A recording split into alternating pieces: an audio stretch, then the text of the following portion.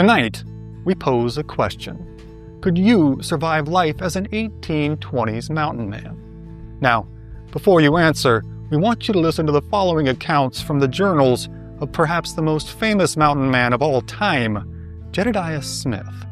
Consider for yourself whether you could endure the hunger, the thirst, the travel, and the ever-present danger that was life on the American frontier.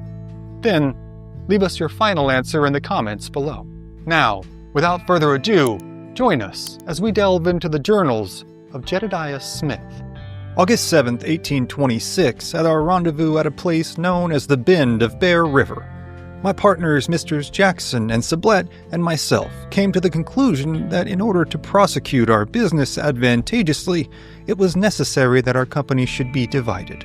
It was decided that Messrs. Jackson and Sublette would go north on the waters of the Lewis River and the Missouri, and that I should take the remainder of the men and go south. Of the country to the south to southwest we knew comparatively little. Our travels had not extended more than 100 miles to the south and about the same distance to the southwest. What that great and unexplored country might contain, we knew not, but hoped to find parts of the country as well stocked with beaver as some of the waters of the Missouri, which was as much as we could expect reasonably. In taking charge of our southwestern expedition, I followed the bent of my strong inclination to visit this unexplored country and unfold those hidden resources of wealth and bring to light those wonders which I had readily imagined a country so extensive might contain. I must confess that I had at that time a full share of that ambition, and perhaps foolish ambition, which is more or less common to all of the active world. I wanted to be the first to view a country on which the eyes of a white man had never gazed, and to follow the course of rivers that run through a new land. Our arrangements being completed, Messrs. Jackson and Sublette moved on to the north, and I struck to passing the Soda Spring and along the Pumice Stone Valley to a small fork of the Portneuf River. Here, I encamped for the purpose of drying meat, as the buffalo were quite plenty and in fine order. I was well aware that to the south there was little game, and my experience had learned me in many a severe lesson the necessity of providing a supply of provision for traveling in a gameless country. My party consisted of 18 persons beside myself. I remained on Portneuf nearly 3 days, during which the party had dried 3 horse loads of most excellent meat. I then started for Cache, or Willow Valley, to which place I was under the necessity of going to procure some things from our cache and to make some repairs to our guns, for at that place we had a set of blacksmith tools at the crossing of the Bear River. So, making several days at quick traveling, I arrived at the cache on the 15th of August. I found everything safe at the cache, then had some coal burned and a forge erected, and my work was underway as fast as possible. I took such things as I wanted from the cache, and on the 18th of August, I struck over west to the Big Salt Lake, then south, crossing Weber's Fork to the outlet of the Utah Lake, then up to the outlet of the lake. No buffalo ever visit the Utah Lake, but in the vicinity are some elk and deer. On a creek in the vicinity, I found some beaver sign, and nearby, some natives of the Utah Nation. Understanding by them that the principal chief was with his band not far off, I sent a native scout for him.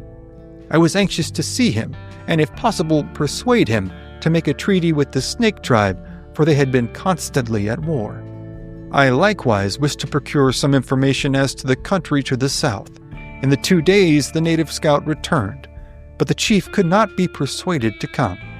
He was afraid to leave his band on account of the Snake tribe, who he was apprehensive might take the opportunity of his absence to make an attack.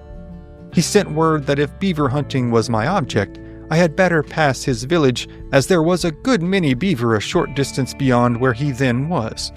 This I concluded to do, and after 3 days' travel from the lake, I arrived at his village on the 23rd of August. The country through which we traveled was quite rough and mountainous. I found at that place about 35 lodges of skins and some brush. Each family has 4 or 5 horses. These tribes are constantly moving about, and at this time live almost entirely on service berries which are now ripe. I remained at this place for 2 days, and concluded a treaty with this tribe by which the Americans were allowed to hunt and trap and pass through their country unmolested. And the chief, after much deliberation, declared he would thus go forwards making peace with the Snakes, and that hostilities on his part would cease. I then told him that the Snakes had consented to an armistice until a meeting could be had between the two nations, which on my return from the fall hunt I engaged to forward by every means in my power. The Utahs are cleanly, quiet, and active. Their leggings and shirts, which are made of the skins of the deer mountain sheep or the antelope, are kept quite clean. As they sometimes visit the buffalo country, they have robes. Having some communication with the Spanish villages of Taos and Santa Fe, they have more guns than the Snakes. In camp were 2 snake women who had just been taken. One of them was brought by a party who arrived at the same time as mine. She was not more than 13 or 14 years of age. She was obliged to keep sheep with her master every night and carry his pack by day, and as there was no game in the country, she had to dig roots for his food.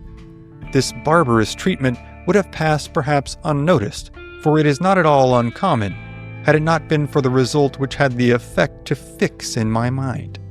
As soon as we reached the village, she was delivered to the squaws in company with one brought in from another direction. I made them a handsome present, as having been directed to do so by General Ashley, who acted in the capacity of a sub-agent. I purchased 3 horses, for which I had paid a high price. Of the country to the south, no satisfactory information could be obtained, but 20 or 30 miles to the east, they told me there were some beaver. I then determined to move east, having been at this place for 2 days. This Utah village moved on in the same direction and encamped with me on the first night. The country was extremely rough, and until ascending a considerable mountain, we kept on the top of a ridge running eastwardly. The next day, I left the Utahs proceeding onwards a few miles and came to a valley and a creek about 20 yards wide running northeast. At that place, we found some beaver, so I remained trapping for 2 or 3 days. At this place, I saw some very old buffalo skulls, and from their appearance, I would suppose that it is many years since the buffalo left this country. Now, they are not found beyond this place. I then moved on south, having a high range of mountains on the west and crossing a good many small streams running east into a large valley, the Valley of the Colorado. But having learned that the valley was very barren and rocky, I did not venture into it. The country here is extremely rough, with little appearance of natives and game quite scarce save for a few mountain sheep and antelope. After traveling in this direction for 2 days, the country looked so unpromising, I determined to strike westward to a low place in the mountains and then cross over. In crossing this mountain, just as we had been encamping, I found an old squaw. There had been several families at this place, but they had run off at our approach. I prevailed on her to come to camp, and one of the men gave her a badger which I supposed she would take home and cook and eat. But the moment it was presented, she caught it in her hands and exclaimed that we were all friends, and immediately tore it into pieces and laid it on the coals. When it was about half cooked, she commenced to eating, making no nice distinction between hair pelts, entrails, and meat. When she had finished her meal, I made her some trifling presents and told her to go and tell her people that we were all friends and that I should be glad to see them. She left us, and in the evening, some men came to the camp. I gave them some presents and by inquiry heard of a river to the west and engaged them as guides. Then, after traveling 3 days from the place where I had turned westward, I came to the river of which the natives had spoken. It was about 60 yards wide with muddy water running northwest. This river I named Ashley's River in compliment to my friend, the enterprising General W.H. Ashley. Here, I also found some beaver sign. The inhabitants of this river are the 2 tribes of the Paiute and the Sampach. They appear to subsist entirely on roots. The principal one of these roots is the size of a parsnip, with a leaf somewhat like a beet, and it grows on the richest uplands. They prepare them by laying them on heated stones, and then covering them first with grass and then with earth, where they remain until they are sufficiently steamed. They are then mashed fine and made into small cakes. For their winter provision, they are dried. But I had not as good a luck in taking beaver at this place as I had expected from the signs. After remaining a day or two, I moved on 2 short days' travel up the river, nearly directly northwest, to a valley being 6 or 8 miles wide and covered with sedge, but with little grass except along the river. A few antelope, but very wild. It was here that I first saw the black-tailed hare, dark color and not quite as large as the common hare. The natives of this river are not numerous, and may well be called wild, for we seldom get sight of them. They have a peculiar method of conveying intelligence of the approach of danger. Each family or set of families has a quantity of dry sedge bark or brush piled up near the habitation, and immediately on the approach of a stranger, they set fire to the pile, and this being seen by their neighbor, he does the same, and the next the same, so that the alarm flies over the hills in every direction with the greatest rapidity.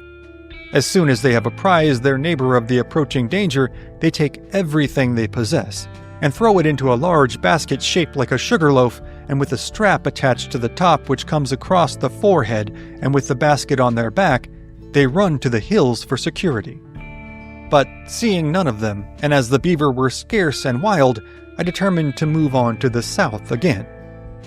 Just above where I left the river, a range of high hills crossed the valley. I ascended a small creek coming in on the west side, and at its head crossed a range of mountains, and 3 days' travel brought me into a low country on the west side of the mountains.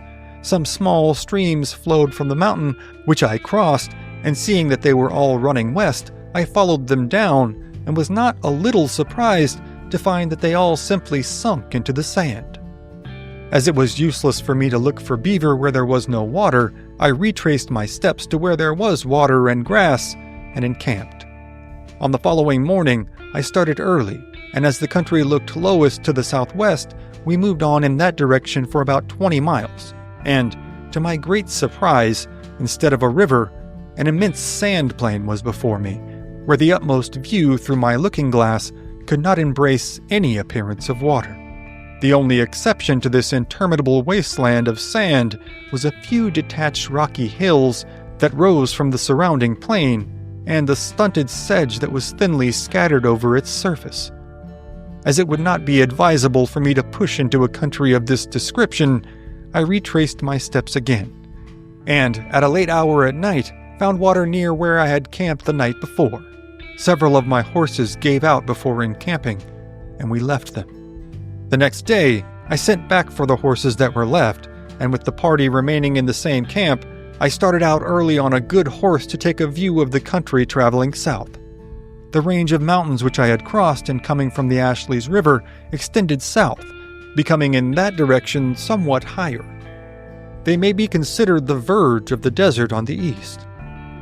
I went about 15 miles, and from a high hill with my looking-glass could discover trees where I supposed there must be a stream running from the mountains, so I returned to camp. The horses from the day before had been brought in, and throughout the course of this day, 2 or 3 antelope had been killed. The next day we made an early start, and after a long day's travel, we arrived at the place where I had seen the timber. Here I found a creek 20 yards wide running west with some little beaver sign.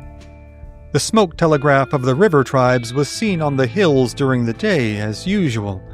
It appeared there were a good many families in this vicinity, but they had fled, not desiring to become acquainted with us. 2 natives had remained behind to gratify their curiosity, trusting their speed perhaps for their safety.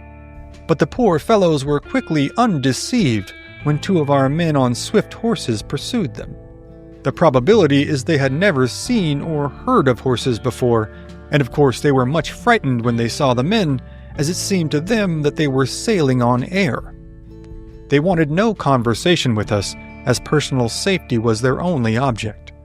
They feared that they were about to pay for their curiosity with their lives, but did not attempt to defend themselves, and endeavored to express by a continued jabbering and through signs their desire that my men should go on one way and they would go on the other. Finding it impossible to persuade them to come to camp, I gave them some small presents and then bid them farewell. I trapped on this stream for 2 or 3 days and moved down it some distance. But as there was no beaver and the water began to fail and was apparently soon again lost in the sand, I again ascended to the foot of the mountain and struck south. And with that, we've reached the conclusion of tonight's reading. So, what's your final answer? Could you survive life as an 1820s mountain man? Let us know in the comments below. And thank you again for joining us on this edition of the HOKC Book Club, presented by History at the OK Corral. Be sure to like, share, subscribe, and ring the notification bell. Also, if you'd like to learn more about Old West history, be sure to sign up for the HOKC newsletter. Link is in the description. And finally, if you'd like to purchase your own copy of Jedediah Smith's journals, the link for purchase is in the description below. Thank you again for joining us, and we'll see you next time on History at the OK Corral, home of history's greatest shootouts and showdowns.